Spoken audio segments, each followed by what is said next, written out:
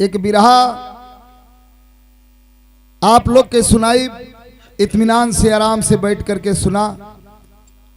आवा मास्टर।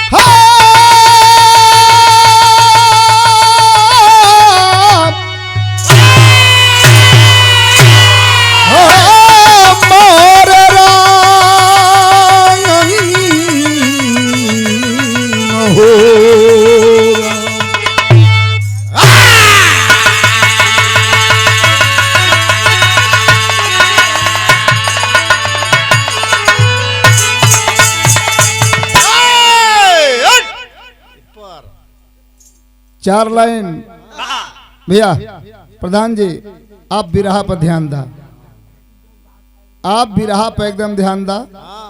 आप महान हैं, इतना के बावजूद भी आप अपने महफिल को संभाले हुए हैं, बहुत अच्छी बात है। चार लाइन कवि जी भूमिका में भाव दिलन। कैसे मास्टर? कैसे हो?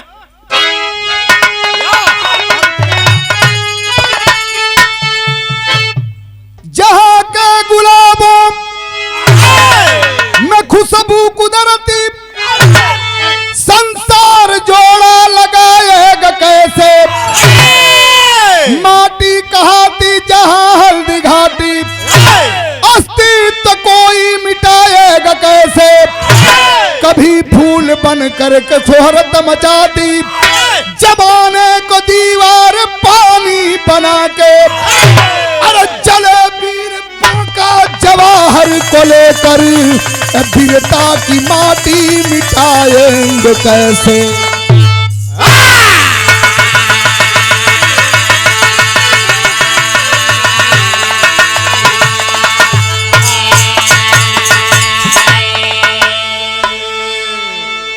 ए भैया भैया भैया बैठ जा, बैठ जा, बैठ जा, आराम से बैठ जा।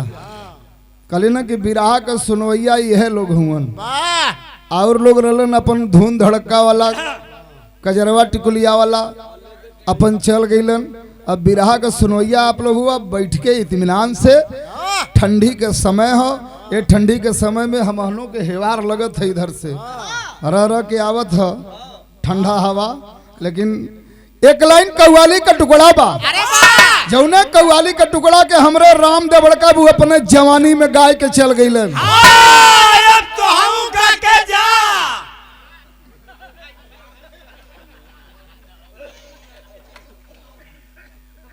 नहीं ठीक के कहत हुआ लोग,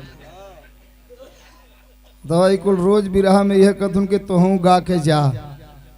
अबे लइका परानी कुल हमार छोट छोट बनन, उन्हन के देखी मेहरारू के हम लइकी लइकाई या नहीं ठीक है कहत हुआ। बंटवारा भी कहले थुन कुल अपने में रोज चिल्लावत है बड़ी जा, कितना दिन चिल्लाबा करी। मेहरारू के अभी देखी आ एकरे के देखी बाऊ लखी है। हाँ तो वो बेचारू बुढ़ौती में का करी, मड़ई में खोखत बना बे मतलब का उन्हों के इज्जत है कि खूब इज्जत करत बना की। गौर करेंगे वह गजल का लाइन बा। कौन गजल का लाइन हो मास्टर?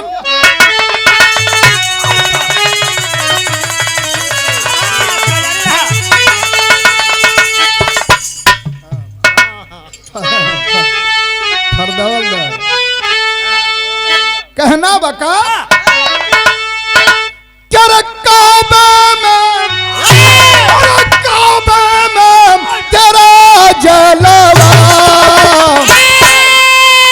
काशी में नजारा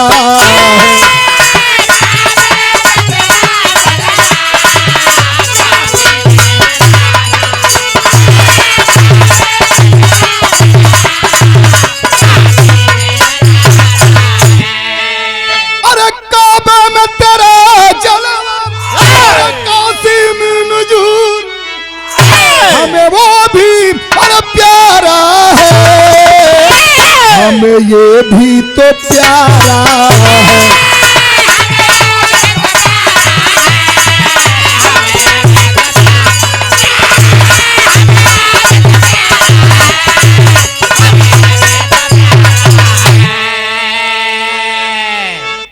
काबे में तेरा जलवा, काशी में नजारा है, हमें वो भी प्यारा है, हमें ये भी प्यारा है।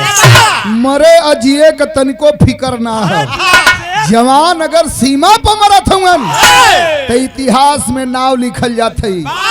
अगर कहीं गवैया गावत गावत चल गई तो हर कांड बन जाई।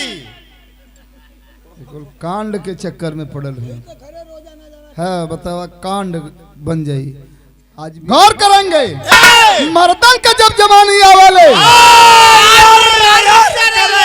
बतावत हूँ लोगन की मर्दन का जवानी प्रधान जी आवेला तो यर्र यर्र करेले।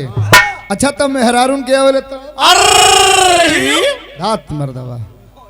तो मास्टर मर्दन के जब बात आवेले लिखल गए, का लिखल गए?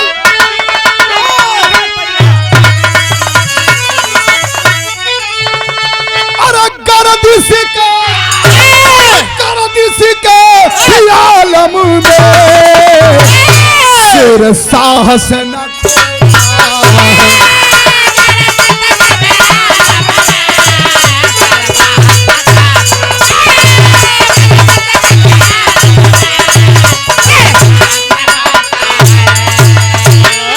अरे कर दी से कभी आलम में शेर साहस न खोता है, अरे परिचारण वीरों का सवारों से होता है।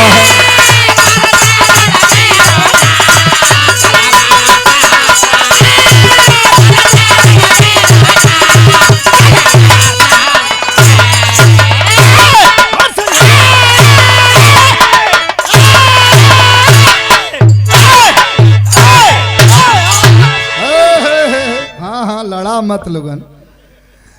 गर्दिश के भी आलम में शेर साहस न खोता है, परिचारण वीरों का तलवारों से होता है। मर्द अगर लड़वैया रही हैं धांस के लड़ी, जैसे ही लड़लन हमार दरोगा भैया, लड़त लड़त इनकर आंख टक्टर के बत्ती हो गई है। जैसे खोल दे अगवा से सिसवा तो हड़ाप से हथवा चल जाला, खाली एक पतील का तार वाला दूर ले। गौर करेंगे, एजा से कहानी के शुरुआत भइल। राम देवड़का बू बुल्लू बड़काबू का जब बिरहा हो तो लोगन बिरहा लड़ाई के गाँव में, बिरहवे के लड़ाई दिन लोगन, तब लड़ाई के गाँव में बुल्लू बड़काबू गाँव में कैसे गाँव में मास्टर?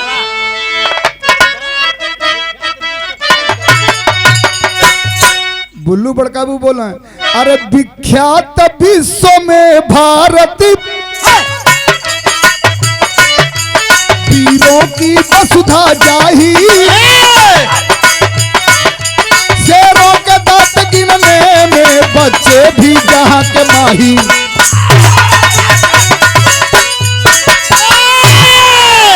ये तो बड़ा नरम में बोला, लेकिन लहाई के बोला आ इतनी छाती रहल जेकर सेवा कह के आश्रम में, गढ़वा घाट आश्रम का दौड़ा हर साल बम्बई होला, 17 तारीख के फिर हो जाए के भी हो।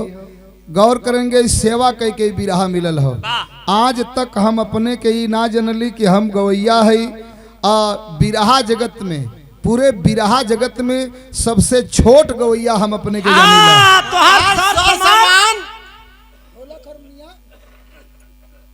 कुल छोट सर समान है, कुल बकलंडे हुए काकरे माने बोल का करबा लोग के कितनो सिखेबा बोले से बाज न जइहन, कितनो विद्वान बैठल रहे।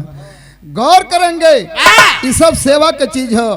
पैसा कोई के दे देबा गुरुजी, उ पैसा बेईमानी कह जिहन कह दिहन ना देब, लेकिन सेवा अगर हम आपका कैले है ओके आप रोक नहीं सकता, ओकर फल हमके मिले ही के है। क्लियर है कि मिली, आज मिले, 4 साल बाद मिले, 10 साल बाद मिले, लेकिन मिली। सेवा का फल कोई रोक नहीं सकता है। राम देवड़का वो गाँव है, का गाँव है मास्टर?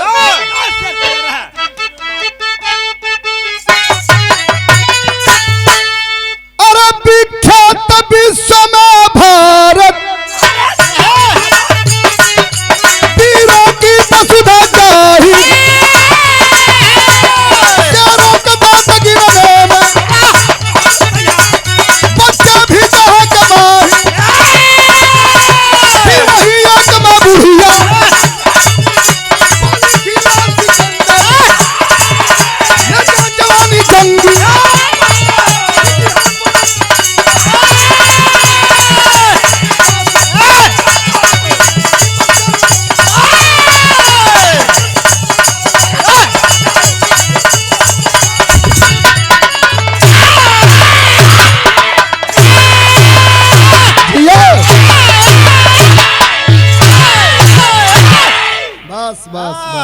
बस बच्ची।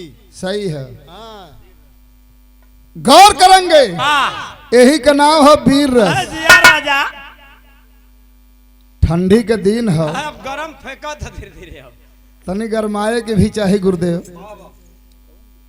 गौर करेंगे, वाह अंग्रेज यहाँ आइलन तो उ अंग्रेज कुल गलत काम ना कैलन। अंग्रेजवा जितना रहलन कुल गलत काम ना कैलन, अच्छा काम भी कैलन। जवन पुल बना के अंग्रेज चल गए हुन, आज के नेता यहाँ के ओकर रिपेयरिंग नहीं करा पावत हुन, ओकर नट्टा बोल्ट नहीं ला सकत, ओकर नट बोल्ट लोग नहीं लहा सकत हुन।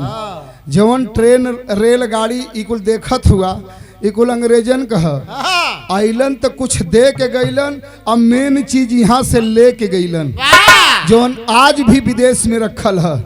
गौर करेंगे, अंग्रेज जब गईलन तो गईले के बाद लंदन में भैया का हो, हे मुझू भैया, अच्छा जगह बदलना है। हाँ फरदवल में गईलन है। गौर करेंगे, लंदन में एक ठा कुश्ती प्रतियोगिता रखलन। वो कुश्ती प्रतियोगिता में हर देश के पहलवानन के चिट्ठी गई। एक है चिट्ठी आइल हिंदुस्तान के करे नाव से, गांधी जी के नाव से, गांधी जी के नाव से चिट्ठी आई। वो चिट्ठिया के लेके पोरबंदर गुजरात का रहे वाला गांधी जी, पोरबंदर गुजरात का रहे वाला गांधी जी जाए के गांव के बहरे एक ठे बालू के ढेर पर बैठ के गांधी जी चिट्ठिया के खोल के पढ़े लगलन। सोचलन कि ये भाई हर देश से पहलवान जइहन, हमारे देश भारत से अगर पहलवान ना जइहन तो बड़ा बेइज्जती हुई। कौनो लड़का मिलता नहीं बनन, कौने पहलवान के हम खोजी। एक लड़का बगलिया में रहल, रियाज मारत रहल, रियाज मारत बा, सपाटा खींचत बा। पहुंचने पास में कहा, ए बेटा तई खड़ा हो जा लाल। वो लड़कवा तड़ दे खड़ा हो गल, कलश की बापू का बात हो? कहा कि बेटा नीचे ऊपर से देखना कहना ठीक है तो हुए बेटा, एक ठे काम हो, अंग्रेजन से लड़ सकेले? कहा कि बापू अंग्रेजन से लड़े के कहत हुआ कि मुआए दे पकड़ता है। लड़कवा कलश बापू कहना कि बस बस ऐसा तो पहलवाना हमके चाहतन है। कहना बच्ची तू हुए कहा का? कह तोरे गाँवे कही, आपका घर गांव के ए लंगे, हमार घर गांव के ओ लंगे। अच्छा तो परिवार में तोरे कहे बापू, बाबू तो मर गिलन बचपन में, छोट से रहली तब। माई एक ठे हो बुढ़िया, एक ठे बहिन हो जौने का नाम हो सविता। अच्छा सविता तुहार बहिन और तू तुहार माई, तनी से बेटा अपने माई से मिला देता लाल। लिया के लड़कवा गांधी जी के अपने माई की हन गल। माई बुढ़िया से गांधी जी कलन की सुन, अगर तोर बेटवा अंग्रेजन के पटक देही तई मड़ई से महल बन जाई, अगर पटका जाई कौनो बात ना हो, लिया के चुप्पे चल आई, तोर बेटवा तो के सौंप दे। माई बुढ़िया कलश की, ए बापू कहा कि गांधी जी की अब ही समय हो, अब ही समय हो, एक महीना के दो तीन हफ्ता के एक तनी खिया पिया के और तैयार कैले। भयल का मास्टर गीत लग गई।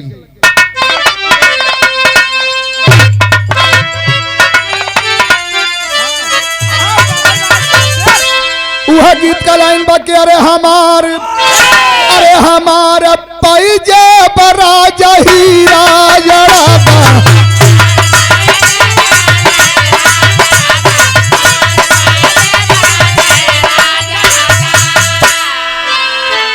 अरे झूलनी में उड़नी जहाजिया लगा बच्ची, हमार पैजे बरा जहीरा जड़ा।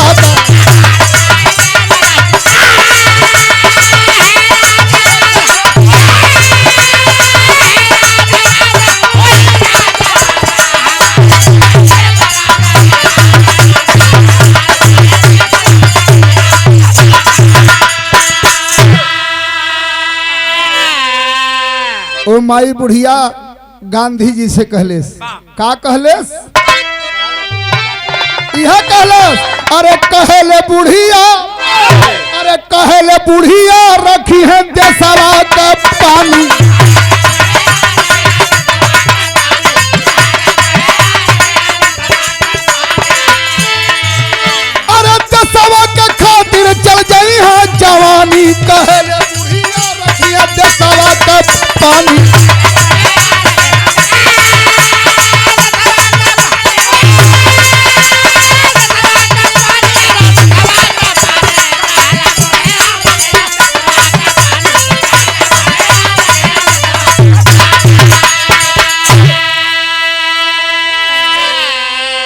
अरे कर्जा करी माई दूधवा पियावली अब बेटावा के अपने तबर दुलारवली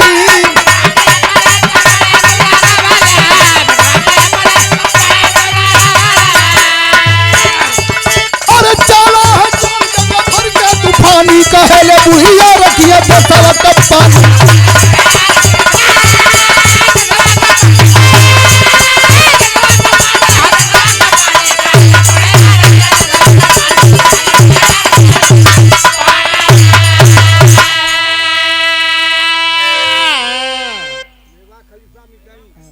जान कहना बा इधर माई बुढ़िया कलिन की बेटा दूसरे का कुटौनी पिसौनी करीला तो के खियाईला पियाईला लेकिन जौने बखत जाए लगलन गांधी जी लिया के अपने बेटुआ से कली की सुन सुन यशवंत वो लड़का का नाम रहल यशवंत यशवंत सुन बेटा हमरे दूधे का कीमत बेटा तू रख के अइहा अगर पटक के अइबा तो हम ही जान जाब कि नहीं हमरे दूधे के कीमत तू रख लेहला माई के पैर छूके वो बेटुआ जौन यशवंत रहल गांधी जी का हाथ पकड़ के जाए लगल जब जाए लगल तो गईलन बम्बई जाके पकड़लन जहाज आ जहाजी पर बैठ के उतर गईलन लंदन आ जब लंदन उतरलन लंदन जब उतरना हर देश का पहलवान आयल हुअन हर देश के पहलवान आयल हुन वो मुसुक बल्ला वाले पहलवान बड़न ई तन्नी बुड़ के एक ठे लड़का लिया के गए बना गांधी जी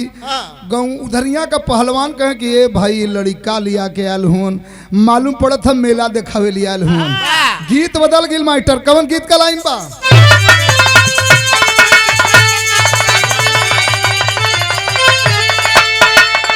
वह गीत का लाइन बा अरे झूलनिया का गुजावा अरे झूलनिया का गुजावा अरे टूटल राजा अजवनिया में गड़िया छूटल राजा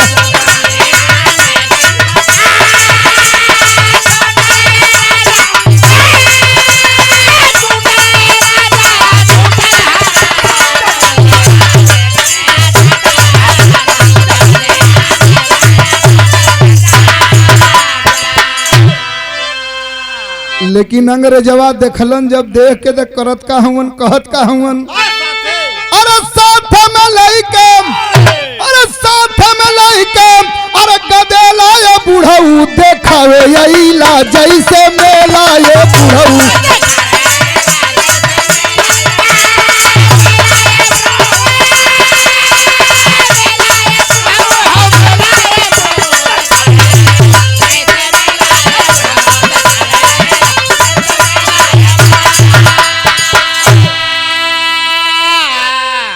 सुंदर लेकिन कहना बा कहे गांधी बाबा बात बोला न कोर का अरे था लग जाई खड़ावे पर जोर का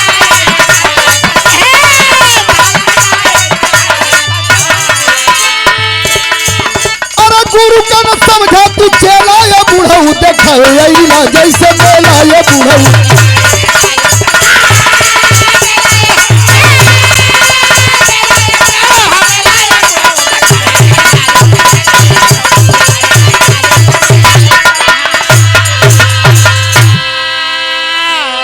गौर करेंगे अंग्रेजवा दखलन तकलन की लड़का लिया गया मेला दिखावे आल हुआ अरे गांधी जी का मनवा में कि अच्छा तो ठीक है आवेदन नंबर एकर बड़ा करारा पहलवान लिया के आल है अपने मनवा में कहत हुन बाबू धीरे धीरे धीरे धीरे समय बीते लगल अखाड़े पर पहलवान अलाउंस होए लगल पहलवान को लड़े लगलन जब लड़े लगलन तब भयल का मास्टर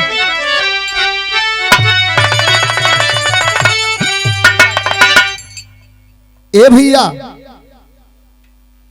गीत बा हाँ गीत बा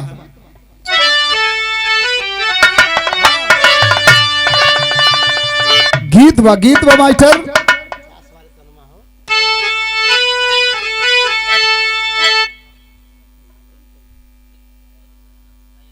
बजावा तू का देखत हो मर्दे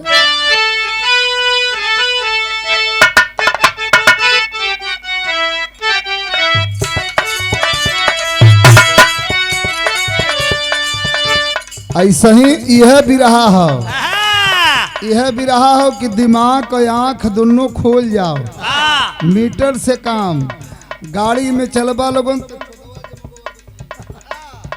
हाँ यही से कहिला कि दिमाग से काम कैल कैली लोगन। हाँ सिस्टम पर काम सिस्टम से होएगी चाहिए। गीत हो, कौन गीत बा मास्टर?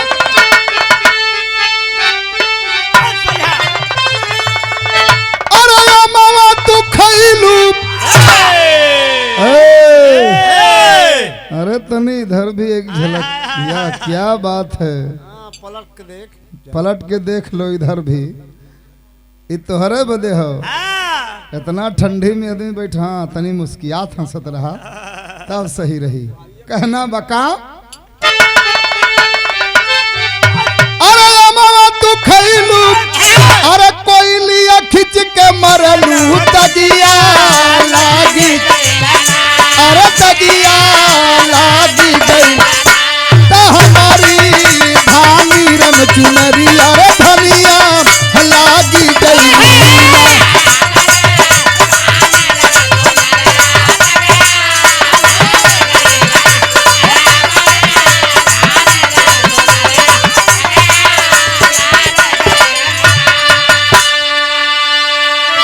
लेकिन भयल का मास्टर अरे जागल बा जवानिया, अरे जब चलला तूफनिया शेरवा सामी चलना, अरे शेरवा सामी चलना ना त कैसे हनुमत के पूजना।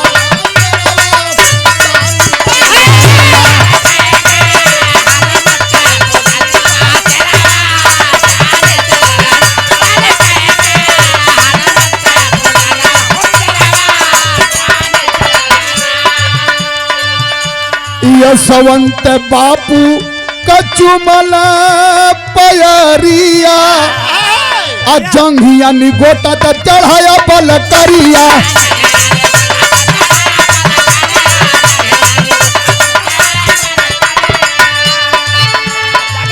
बन के स्वाभिमानिया रखल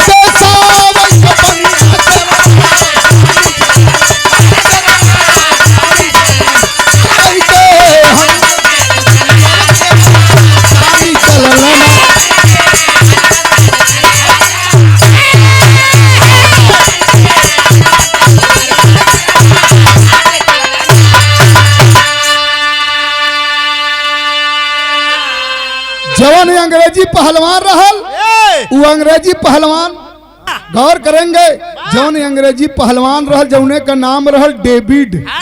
वो डेविड पहलवान एक जंघिया निगोटा पर कई देश के पहलवानन के पटकलस। गांधी जी सोचने कि अरे बाप रे बाप, इस सरवा पागल हाथी हो कि पहलवान हो, ये तो देके धरत हो के चाँप दे दबा उ निहुरले रह जात हो। आ तबले लइकवा कलश की हमार नंबर का भाई बापू, बैठ बैठ बैठ तोरो नंबर आवला, तोरो गुड़ची ढील हो जाला। कलश की बापू तो ऐसा हमके रियाज उवाज मारे के जगह कहीं बगलिया में जाए के मजे का फरदवल है रियाज मार ले गैल। रियाज उवाज मार के जब आयल गांधी जी के लगे यूं यूं जब बुकर फूलल ब जंघा गट्टा यूं हो गई, जब बिहन शरीर हो गई तो आए के गांधी जी को ना अरे यार अब ही पतील रहल है, इतना मोटाई कैसे गए। तो कलश की बापू जाई कहे बेटा जाए अब तो हर नंबर आ गयल, जाए अखाड़े पर। जब अखाड़े पर गयल बा, गौर करेंगे भैया, गौर करेंगे, हमारे देश के पहलवान जब अखाड़े पर जाते हैं तो जाने के बाद वो जो मट्टी का हनुमान जी बनाव रहलन, वो हनुमान जी के प्रणाम कैलस। और कैले के बाद थोड़ा सा मट्टी उठाए के अपने मुहवा में खाए गए। जब खाए गए तो अंग्रेजवा सोचना कि अरे साला ई मट्टी खाए के पहलवान भैल हो का, मटिया के कहे खाए गए। 5 फेरा घूम के प्रणाम कैलस। और कैले के बाद भैल कबाइटर भाव टेरी के लगल, अरे बघेला भारत वाला शेरवाम, अरे चमका अंतरिक्ष में दिन कर बस अकेला अकेला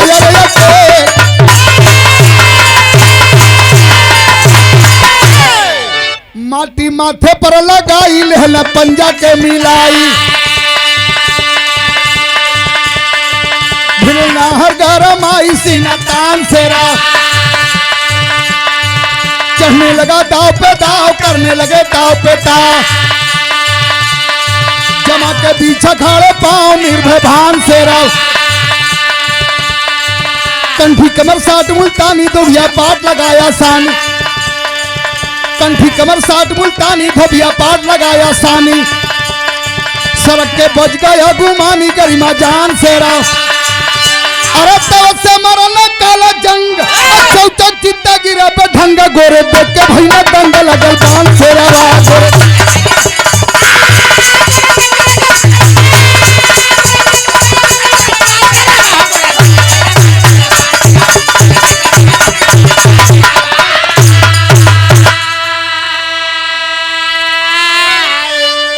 गौर करेंगे लड़कवा लड़त लड़त लड़त लड़त लिया ले ही धोबिया पाट बलिए जब पटकले चाँप के ना गांधी अच्छा तो कोई पटकी तो कोई हंसी तो 4000 को ऊपर देखा हंसल हाँ। जब धोबिया पाट पर लिया के दाएं से मरलस अंग्रेज चारों खाना जब चित हो गयल गांधी जी दौड़ के गईलन और जाए के अकबरिया में भर लेलन जियो मेरे लाल जियो मेरे हिंदुस्तान के शेर हमार पनिया बेटा तू रख लेला गांधी जी से कलश के कहली ना कहली कि एक तो हम धरत धरत पटका तनको चिंता मत करा उठाए के पटक दिले पटकले के बाद गौर करेंगे वो जो लॉर्ड विलियम है डेविड पहलवान को पटका लॉर्ड विलियम जो अनाउंस कर रहा है वो लॉर्ड विलियम आकर के गांधी जी से कहा बहुत सुंदर पहलवान लाए हैं आप हिंदुस्तान वाकई में हिंदुस्तान हिंदुस्तान है हिंदुस्तान को पीठ और हिंदुस्तान की पानी को कोई पीछे करने वाला नहीं है बहवाई करत हो आ कहले के बाद कलश की बड़ा दिन हो गयल बड़ा दिन हो गयल आ काहे न तनी से चलता चलता जोन हो हमरे संग भयल का मास्टर गीत बदल गई कौन गीत का लाइन है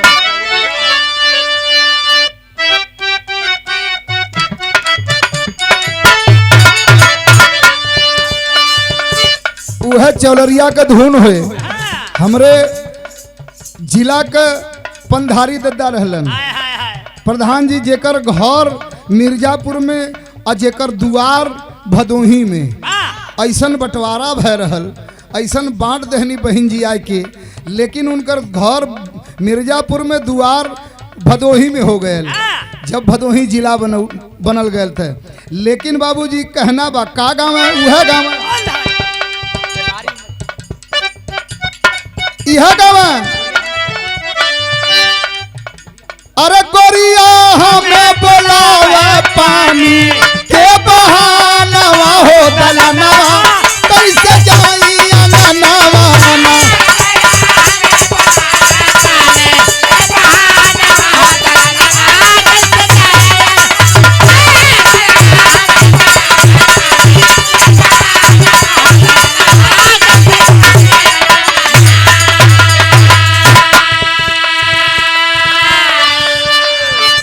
गीत बा ज्यादा समय न ले आप लोग का लेकिन गौर करेंगे बिरहा में भाव लिखल गए का लिखल गए मास्टर कहना बा अरे ताली बजल इंडिया वाला ताली बजल इंडिया वाला पहलवान वाले जवानवा कस के मारा जवानवा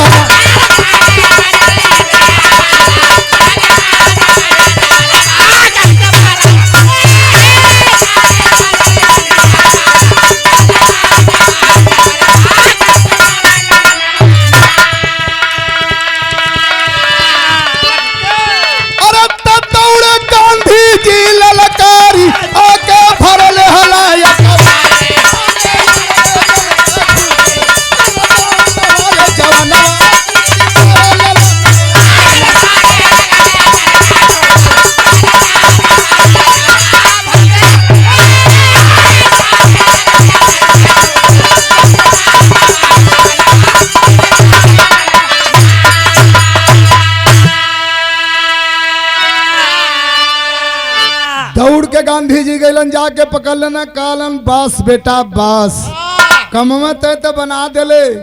अथवले लाड बिलिया माया बात में भुलवावत भुलवावत कहलस, बड़ा दिन हो गया गांधी जी आपके साथ बैठ करके बातचीत किए हुए, आजादी तो ले लिए, आजाद कर दिए भारत को, हम लोग वहां से यहाँ आ गए और यहाँ जब आए तो आज मौका है, क्यों न चल करके हमारे क्वार्टर पर आप 2 रोटी खा करके रात भर हम लोग हाल चाल करेंगे।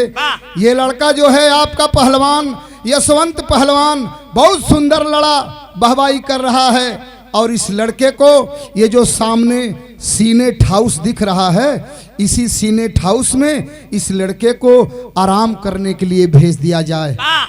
आप हमारे साथ रहेंगे तो रात भर ये सो नहीं पाएगा, हम हाल चाल करेंगे, बतियाएंगे। गांधी जी कहन की बतिया तो तुम ठीके कहत हुआ, काहे ना लइकवा के सीनेट हाउस में रोक दही, रात भर आपके यहाँ रुक जाई और सवेरे फिर लिया के लड़कवा के लिया के चल जाब। जितनी पैसा कौड़ी दौलत मिल रहा इनाम पताई कुल गांधी जी अपने पास रखलन, और रखले के बाद कलन की बेटा यशवंत एक काम करो, ये जो सीनेट हाउस है सीनेट हाउस में जा करके आराम करो बेटा।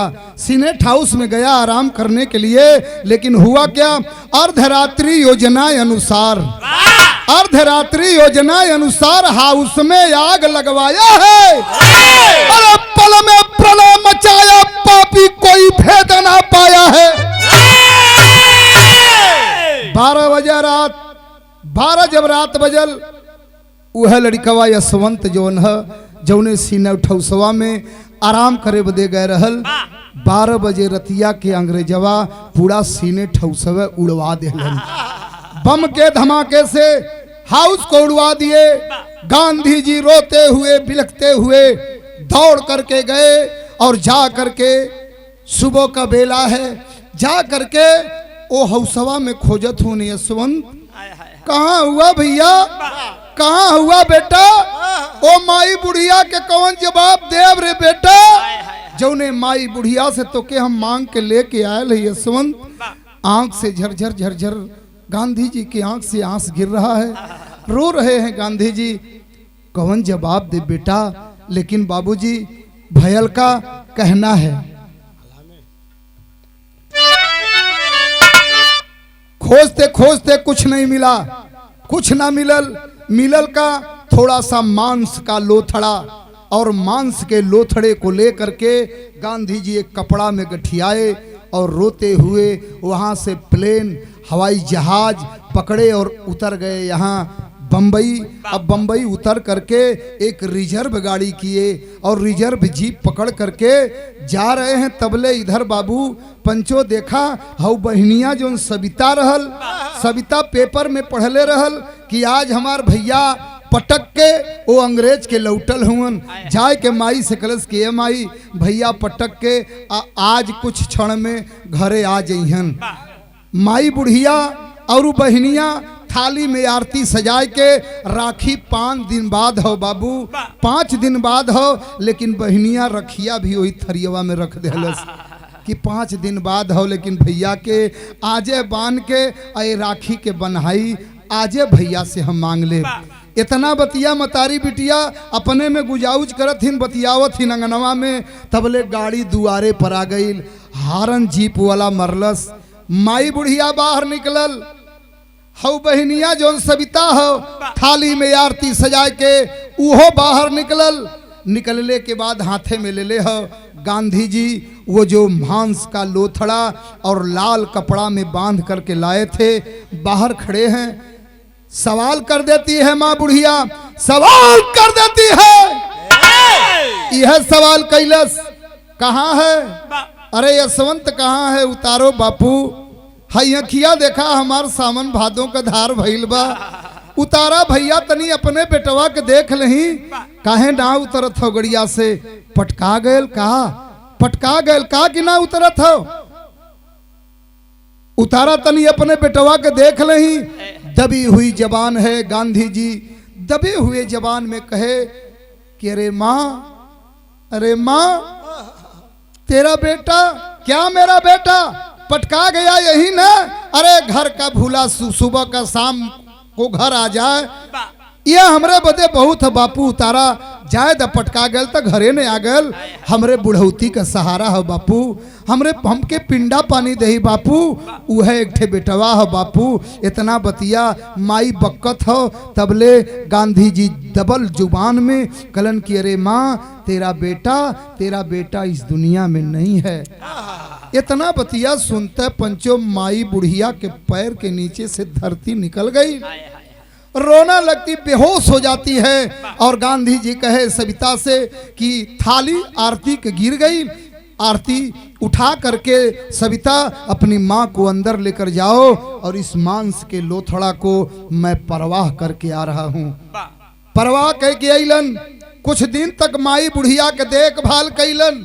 कुछ दिन बाद बीतले के बाद वह पहलवान वह लॉर्ड विलियम को ले करके दिल्ली में आया और दिल्ली में आकर के एक कुश्ती प्रतियोगिता रख दिया और प्रतियोगिता रख करके ऐलान कर दिया, कोई भी पहलवान आकर के हमारे पहलवान से लड़ सकता है, अगर पटक देगा उसको जागीर दिया जाएगा, अगर पटका जाएगा तो उसका सर कलम कर दिया जाएगा। बड़ी भीड़ लगल हो, कोई चिन्हत ना हो, कोई जानत ना हो, लेकिन वो ऐलान करत हो, बड़े बड़े पहलवान वहां गए रहलन, सबकर निगोटा जहिया जेबा के अंदर जाए लगल, के जाई अपन मऊर कटवावे इन्हन से। अंग्रेजी शासन बा, अंग्रेजी जमाना बा, जीत के चल गईलन भी, हार के चल भी गए हुन, तबो इन्हन के रंग अब ही उतने हो, कोई ना जात हो। पेपरवा में बहनिया सविता पढ़ले के बाद माई से कलस की, माई देख हई यह पहलवान के पटक के हमार भैया ये दुनिया से चल गईलन। बापू के बुलाए के माई बुढ़िया कलेस कि बापू जीवन में तो से बेटवा खो देली, लेकिन जीवन में तो से कुछ मंगली ना, आज तो से कुछ मांगत है। बापू कलन की बोलो क्या चाहिए? कहे हमें कुछ चाहिए ना, जौने पहलवान के पटक के हमार लाल ए दुनिया से चल गईलन, वह दिल्ली में आयल हो, तनी सा ओके हमके दर्शन कराए देता, हमके दिखा देता कि कैसन हो, जौने के हमार दूध पटक देहलस। लिया करके गांधी जी दिल्ली गए और जा करके अखाड़ा खना हुआ है, बगल में कुर्सी लगी है, जैसे भैया बाबू आप लोग बैठल हुआ, बगलिया में माई बुढ़िया और नहीं के बगल में हऊ गांधी जी बैठलन, और कोई पहलवान लड़े के तैयार नहीं हो, तो भयल कमाइटर भाव आल हमें लगल।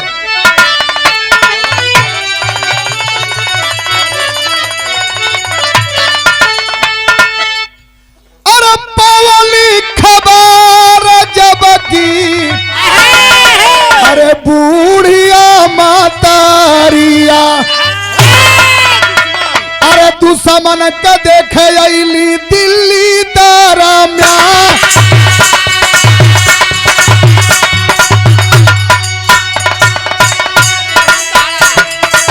तू समझता हवा वही खड़ा वही पर देला,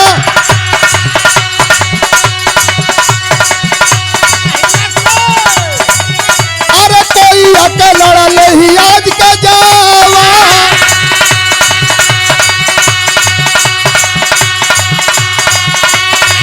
अरे पतिया सुनत दब धधक जवानिया,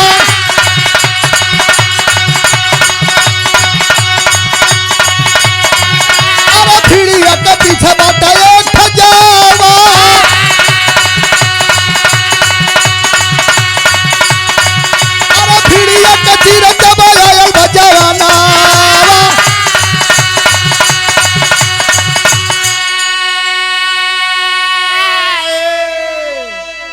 एक लड़का पीछे है भीड़ में, मैं लड़ूंगा तुम्हारे पहलवान से, मैं लड़ूंगा, भीड़ को चीरते हुए आगे आया, अखाड़े पर चढ़ गया, मैं लड़ूंगा तुम्हारे पहलवान से।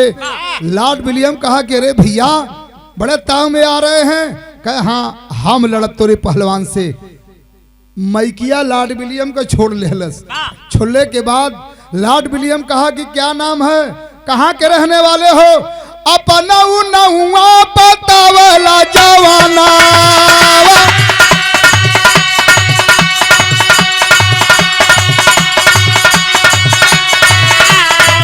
अरे कहा हिंदुस्तान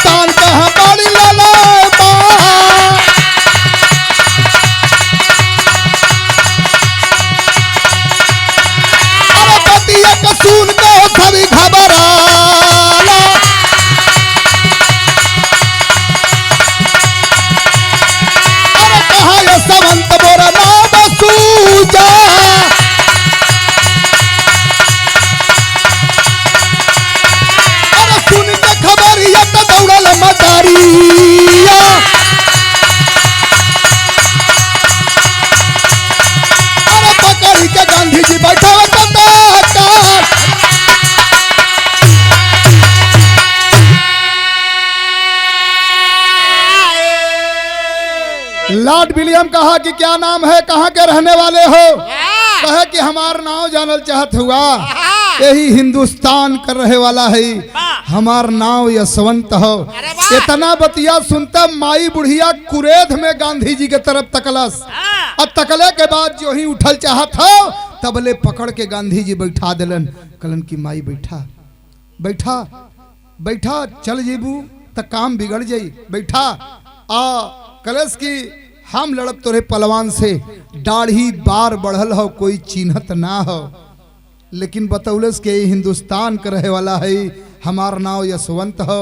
कुश्ती कला होए लगल, और जब कुश्ती कला होए लगल तब तान के करत हो, का लड़त हो मास्टर? अरे तानी के जो लड़त बड़ा याद हो जवाना,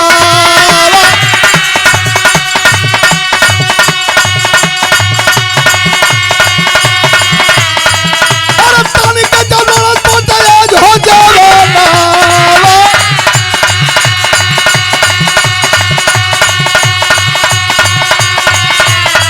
अरे बतिया कला दे बति में मिला,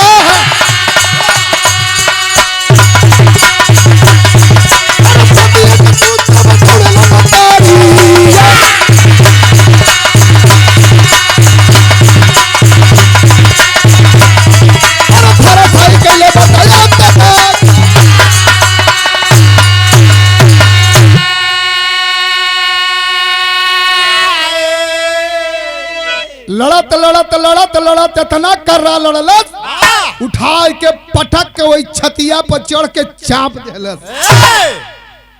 डेविड पहलवान अपने मुंह से हाथ हाथ दो तीन हुल्ला खून फेंक देलन, और जब दो तीन हुल्ला खून फेंकलन, खून फेंकले के बाद लॉर्ड विलियम जो रेफरी का काम कर रहा है, निकाल करके रिवाल्वर जो ही यशवंत के ऊपर चलाना चाहता है, नाच के वो माई बुढ़िया दौड़ के गई और जाए के 6 गोलियां अपने सिनवा में रोक लेलस। रोकले के बाद वही अखड़हवा पर माई बुढ़िया गिरल है, वही गोदिया में लेके यशवंत रोवा लगल। कलश की माई, माई तू यहाँ कैसे माई? आ झरझर झरझर आंस यशवंत के चलत हो, आंसिया के पोछ के माई कलेश की करे पगला, तू हमरे बदे रोवत हुआ, हमरे बदे रोवत हुआ बेटा? अरे लाल, हमरे दूध का कीमत तू लंदन से लेकर के हिंदुस्तान के माटी तक रखला बेटा। अगर रोवे के हो बेटा, ए माई के विषय में सोच बेटा, जौने माई के गोद में जमाना दुनिया खेलत हो। आज पानी रख लेला बेटा, आज पानी रख लेला। गांधी जी पहुंचलन, गांधी जी के पकड़ के रोए लगल, और रोए लगल तो गांधी जी कलन कि बेटा बेटा तू जियत कैसे हुआ बेटा? लेकिन माई एगो बुढ़िया एगो बात कहलस। का कहलस मास्टर? खड़ी कलाइन बा।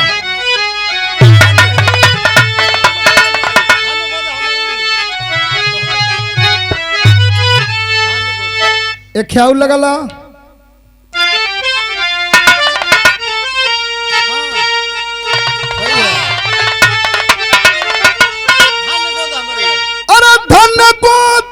हमारी तो का जन्म ही बचावा, याद रखिया हमसे बढ़ के धरती माई बचावा।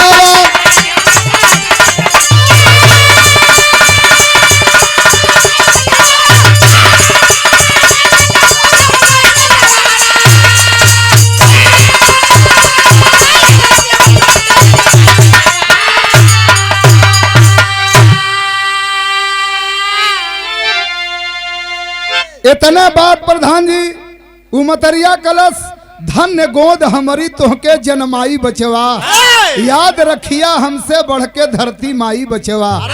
ये धरती का लाज रख लेला बेटा। इतना बतिया कह के माई का प्राण पखेरु पंचो उड़ गए। माँ ये दुनिया को छोड़कर चली गई। रोने लगा यशवंत, माई हमके तू छोड़ के चल गईलू। जाए के बापूजी पकड़ के गोदी में बैठल हुवन। अब पूछलन कि हम शंका में एक बात से है बेटा कि तू जियत कैसे हुआ? कलन की हमरे जिए के बात सुनल चाहत हुआ बापूजी। तो सुना का बतौलस।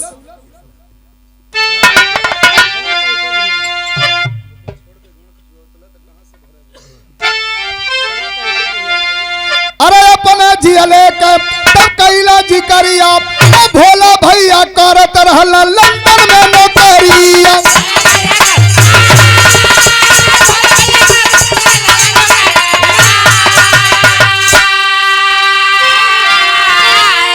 अरे श्रद्धा सुमनवा के चढ़ाई बचवा दया दर की आमद से बढ़ के धरती माई बचा।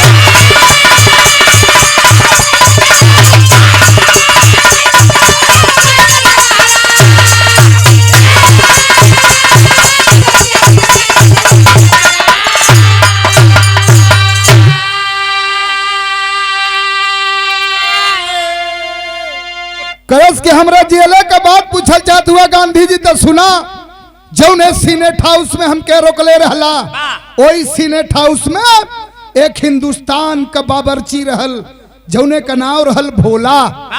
कलश की भैया यशवंत हमारे हिंदुस्तान के माटी का तू लाज रख लेला भैया। 12 बजे रात के अंग्रेजन के योजना है भैया जौने सीनेट हाउस में तू रुकल हुआ 12 बजे रतिया के अंग्रेजवा पूरा सीनेट हाउस उड़वाए दिहन। और जब उड़वाए दिहन तहू मर जीबा हमहू मर जाइब, लेकिन हम ना चाहती भैया कि तोहू मरा हमहू मरी। हैला हमार कपड़ा तू पहिला तोहार कपड़ा हम पहले ही कुछ अंग्रेज हमके हमार तनख्वाह में पैसा देले हुन हई पैसा तू ले ला भैया। गांधी जी से मिलिहा मत तू अपने वतन के अपने देश भटकत भटकत चल जइहा भैया, लेकिन उनसे मिलिहा मत। मिलले पर तोहके जरूर मार दिहन अंग्रेज। पूरी बात तय हो। भोला भैया हमके आपन कपड़ा पहनौलन हमार कपड़ा ऊ पहनलन कुछ पैसा कौड़ी देलन। भटकत बापू यहाँ तक अली बापू दिल्ली तक अली बापू, लेकिन हमार माई छोड़ के हमके चल गई बापू। रोवत हो। गांधी जी कलन की बेटा इतिहास बना दिया तूने बेटा। और वो जो मांस का लोथड़ा मैं लाया था वो एक हिंदुस्तान के बाबरची का मांस का लोथड़ा था। चलो अच्छा हुआ कम से कम आखिरी में उसका सागर में मैं उसके लाश को परवाह तो कर दिया। इतना ही नहीं बापू इतना ही नहीं गांधी जी उस माँ बुढ़िया को उसी अखाड़े पर दिल्ली में एक गांधी पार्क है और उसी गांधी पार्क में माई बुढ़िया का मूर्ति बनवौलन। अब बनवौले के बाद यशवंत को लेकर के पोरबंदर गुजरात की धरती पर आए और आकर के वो बहनिया का विदाई बहनिया का ब्याह कैलन यशवंत। वो अपने सविता अपने घरे चल गई और यशवंत की शादी किए। यशवंत अपने परिवार को लेकर के जिंदगी व्यतीत करने लगा। कहानी खत्म हुआ पंचो। कहना है खानदान का परिचय क्या।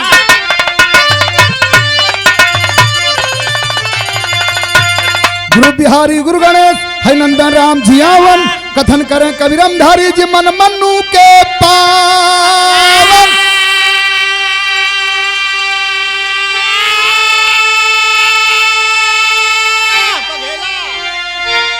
अरे बघेला भारत वाला शेरवा पवलू रामचरण का एक बात चला रे।